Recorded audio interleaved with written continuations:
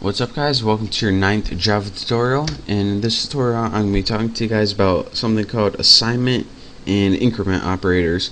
Now these are neat little tricks to have when you're working with Java. They're going to save you a bunch of time and help you out with numbers a little bit. So let's go ahead and make two variables. I'll make one called tuna and set that equal to 5, might as well.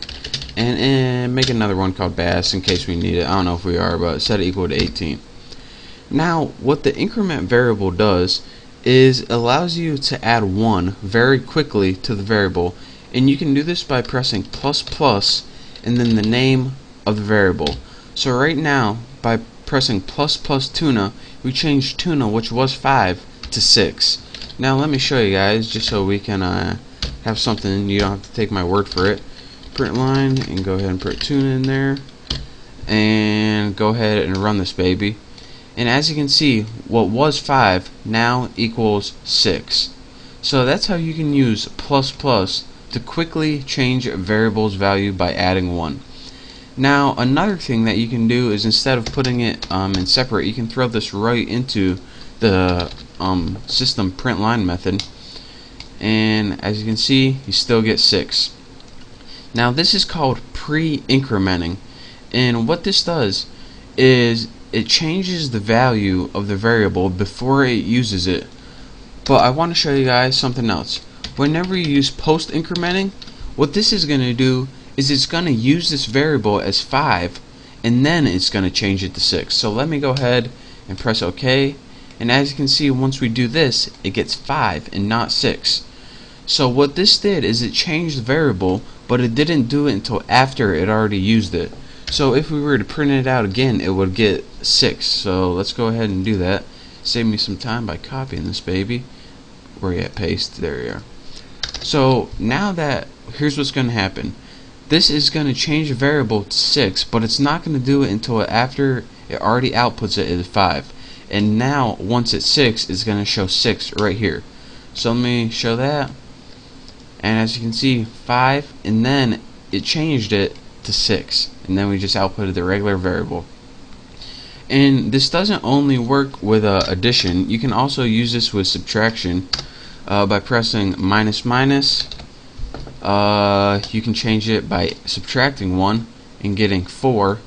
And let's see what else there is. What else is there? You can also do something else, and this is called an assignment operator.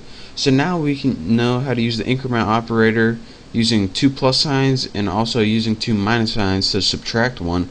You can also use the assignment operator, let me get some space right here, to do it if you want to do more than 1. And instead of changing the value of tuna, and say you wanted to add 5 to tuna, you would put tuna equals tuna plus 5. And what this would do is take that number 5, add 5 to it, and give you the value of 10, which I will show you right here. 10. Now this is a pretty simple way. It takes the new variable and sets it equal to the value of the old variable plus the new number. But there's an easier way you can do this. What you can do, instead of tuna equals tuna plus 5, you can do tuna plus equals, let's get a new number, 8.